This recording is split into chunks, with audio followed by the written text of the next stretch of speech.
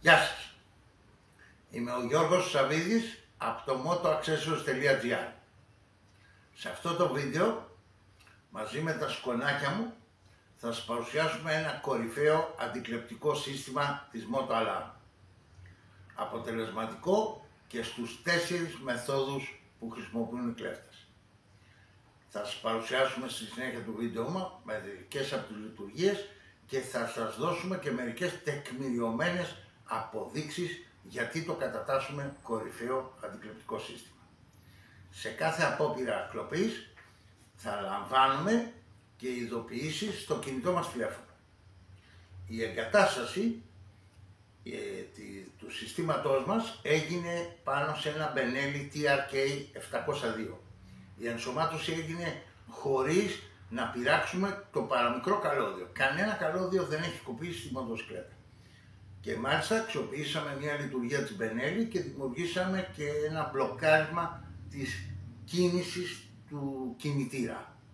Και αυτό χωρίς να πειράξουμε κανένα καλώδια. Έτσι τηρήσαμε τους όρους εγγύησης της εταιρείας.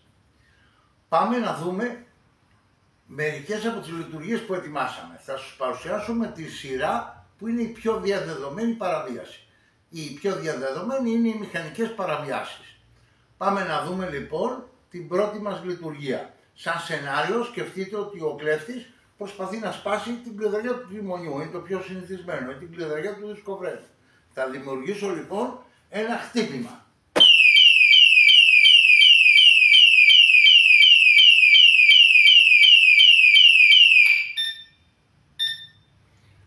Το σύστημά μας βλέπουμε ότι πέρασε αμέσως, αντέδρασε και πέρασε σε ένα αποτρεπτικό συναγερμό με μια υψίσυχνη σιρήνα και παράλληλα σε λίγο, όπως τώρα βλέπουμε κάτω δεξιά στην οθόνη μας στέλνει μια ειδοποίηση για το συγκεκριμένο συμβάν. Μάλιστα η ειδοποίηση αυτή είναι διπλή. Θα σας εξηγήσω παρακάτω στο βίντεο γιατί είναι διπλή. Οπλίζουμε το σύστημά μας και πάμε να κάνουμε τη δεύτερη πολύ γνωστή και συνηθισμένη προσπάθεια του κλεψίματος.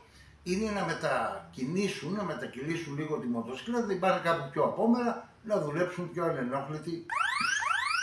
Εδώ είναι η δεύτερη ειδοποίηση. Η πρώτη ήταν για την ενεργοποίηση του συναγερμού, αφορούσε την ενεργοποίηση του συναγερμού. Η δεύτερη από ποιον αισθητήρα ενεργοποιήθηκε ο συναγερμός. Πάμε να δούμε λοιπόν τώρα την επόμενη προσπάθειά μας. Δεν θα μετακινήσουμε, για ευνόητους λόγους η κάμερα δεν μπορεί να μετακινηθεί, είμαι μόνος μου, γύριζω αυτό το βίντεο. Θα σηκώσω όμως τη μηχανή από το πλαϊνό στάν όσο πιο απαλά μπορώ, ώστε να προσπεράσω τον αισθητήρα κρούσης, δόνης και απά.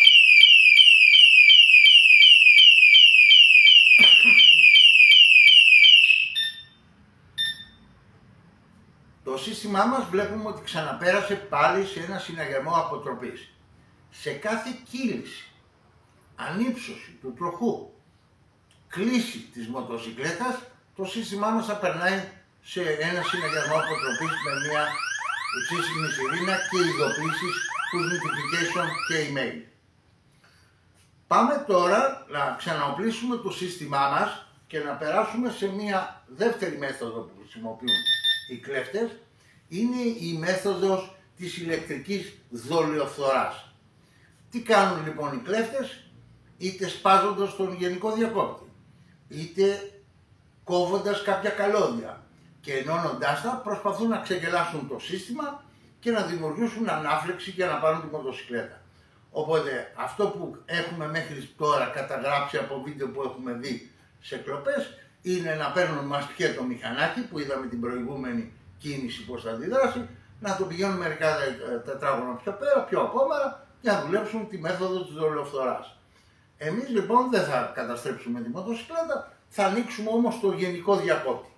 Σαν να έχουμε παραβιάσει τα καλώδια και να έχουμε δώσει ρεύμα.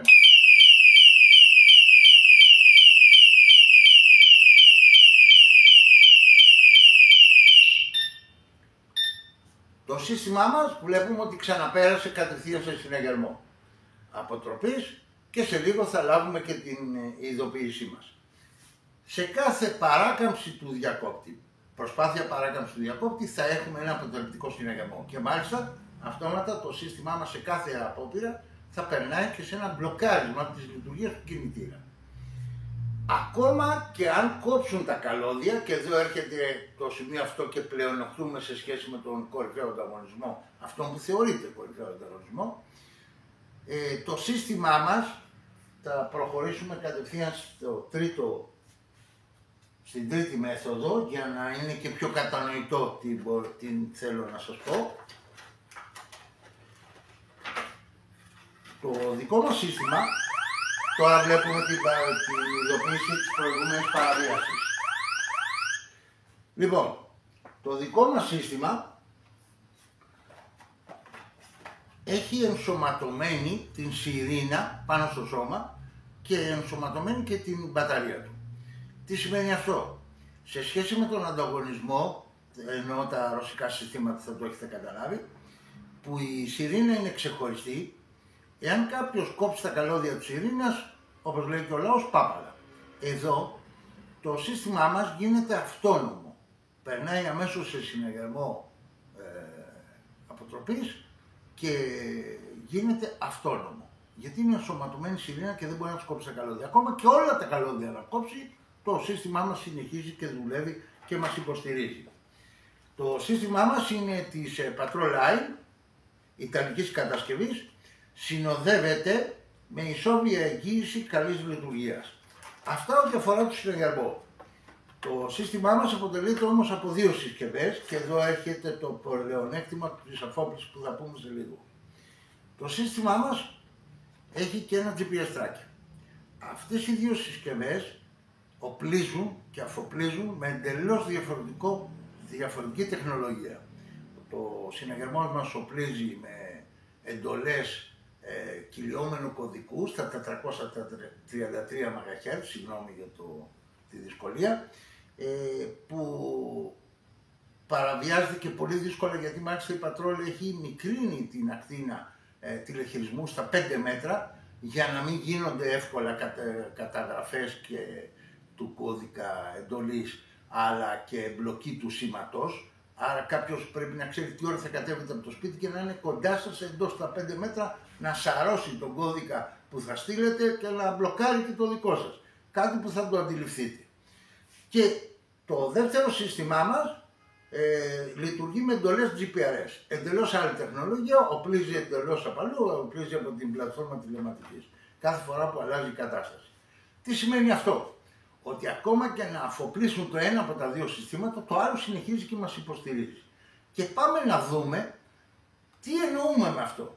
Θα σηκώσουμε τη μηχανή μας, χωρίς να έχουμε οπλίσει, είμαστε αφοπλισμένοι, θα σηκώσουμε τη μηχανή μας, ό,τι κάναμε στην προτελευταία παραβίαση.